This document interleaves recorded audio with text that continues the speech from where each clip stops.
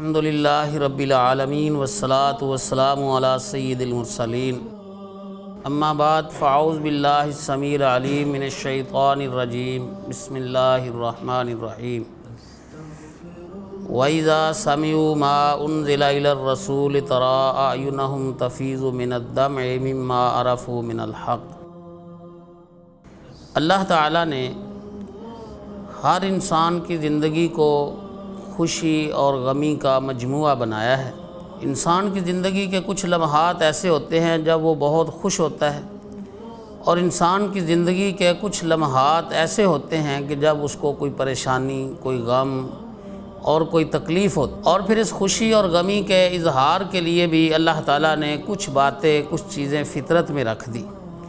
کہ جب انسان خوش ہوتا ہے اس کے چہرے پہ مسکراہٹ آتی ہے، ہنستا ہے۔ بعض اوقات ایسا ہوتا ہے کہ بہت زیادہ خوشی کا اظہار کرنے کے لیے وہ قہقہہ بھی لگا لیتا ہے۔ اسی طرح اگر اس کو کوئی تکلیف، کوئی پریشانی، کوئی غم پہنچے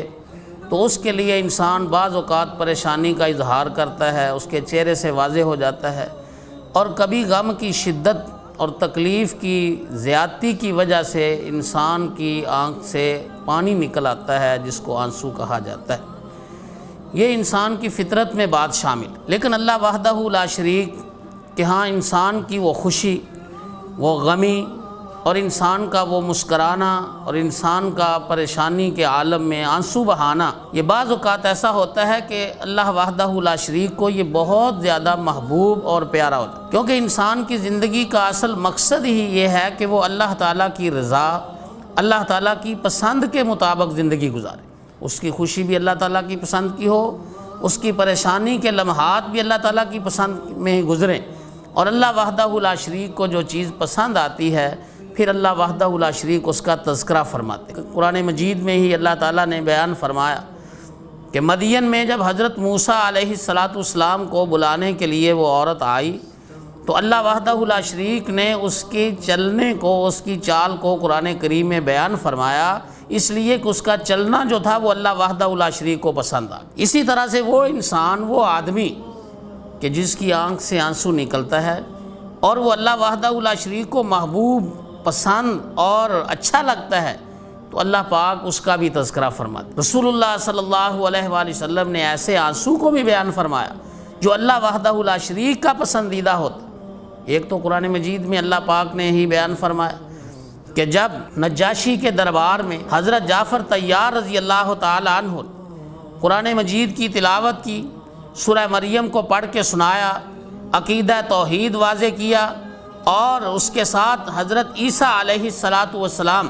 اور حضرت مریم صدیقہ علیہ السلام کی حقیقت، ان کی عظمت اور شان کو قرآن کریم کے الفاظ میں بیان کیا۔ اس وقت کا حکمران جو عیسائی مذہب سے تعلق رکھتا تھا، عیسیٰ علیہ السلام سے اپنی محبت کا اظہار کا دعوے دار تھا، اس نے جب قرآن مجید سے حضرت عیسیٰ علیہ السلام کی شان اور عظمت کو سنا، حضرت عیسیٰ علیہ السلام کی والدہ کے بارے میں اس نے حقائق کو جانا، تو اس کی آنکھوں سے آنسو نکل آئے۔ اللہ وحدہ لا شریک کو اس کی آنکھ سے نکلنے والا وہ آنسو اتنا پسند اور محبوب آیا کہ اللہ پاک نے اس کو قرآن مجید میں بیان فرمایا، اور فرمایا اللہ تعالیٰ نے کہ یہ وہ لوگ ہیں جو حق کو پہچانتے ہیں، سچی بات ان کے سامنے آتی ہے تو وہ اس پر اللہ تعالیٰ کا شکر ادا کرتے ہوئے ان کی آنکھوں سے آنسو نکل آتے ہیں۔ اسی طرح سے انسان جب زندگی گزارتا ہے تو ظاہر ہے کہ وہ کچھ لمحات ایسے آتے ہیں، تو ایک مومن مسلمان کو، ایک انسان کو ہر وقت اس کوشش میں رہنا چاہیے کہ میرا مسکرانا بھی اللہ کی پسند کا ہو، میری آنکھ سے نکلنے والا آنسو جو ہے وہ بھی اللہ تعالیٰ کی پسند کا ہی۔ تو حضرات، یہ اس وقت جو ہم ایام گزار رہے ہیں، دن گزار رہے ہیں، یہ رمضان المبارک کے مہینے کے دن، یہ بہت بابرکت مہینہ جس میں اللہ تعالیٰ کی رحمت عام مہینوں کی بنسبت زیادہ جوش میں ہوتی ہے، اللہ پاک کی طرف سے برکتیں اپنے بندوں پر پہلے کی بنسبت زیادہ نازل ہو، تو ہمیں بھی چاہیے کہ ہم اللہ وحدہ لا شریک کی فرما برداری کرتے ہوئے اللہ وحدہ لا شریک کی پہلے دوسرے دنوں کی بنسبت اس رمضان کے مہینے میں زیادہ سے زیادہ عبادت کرے، اور اس میں اپنے اس خوف کو، اپنی اس عاجزی کو، اپنی اس انکساری کو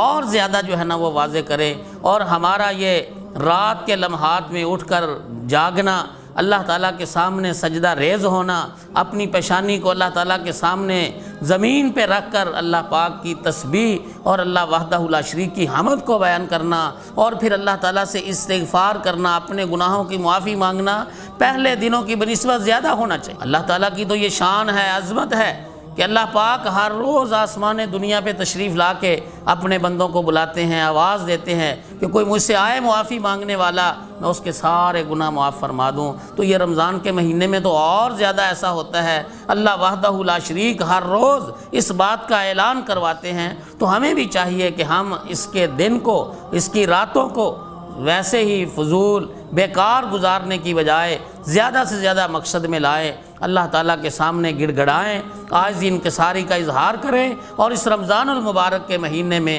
زیادہ سے زیادہ اپنی آنکھوں کے آنسوؤں سے جہنم کی آگ کو جو ہے نا وہ ٹھنڈا کر لے، اس لیے کہ یہ انسان کی آنکھ سے نکلنے والا آنسو ہی ہے جو جہنم کی آگ کو ٹھنڈا کر سکتا ہے، اس کو بجھا سکتا ہے۔ تو اس لیے ہم سب کو چاہیے کہ ہم باقی دنوں کی بنسبت اس مہینے میں زیادہ سے زیادہ اللہ تعالیٰ کے سامنے روئیں، عاجزی انکساری کا اظہار کریں، اپنی آنکھوں سے آنسو بہائیں، تاکہ کل قیامت کا دن ہو پھر ہمیں رونا نہیں پڑے، بلکہ پھر ہم خوشی سے مسکرائیں، اور اللہ وحدہ لا شریک کی جنت میں اللہ پاک کے حکم سے اور اللہ تعالیٰ کی اجازت سے ہم پھر عیش کریں گے، موج کریں گے۔ اللہ تعالیٰ ہم سب کی دنیا بھی بہتر فرمائے اور آخرت بھی بہتر فرمائے۔ صدق اللہ العظیم۔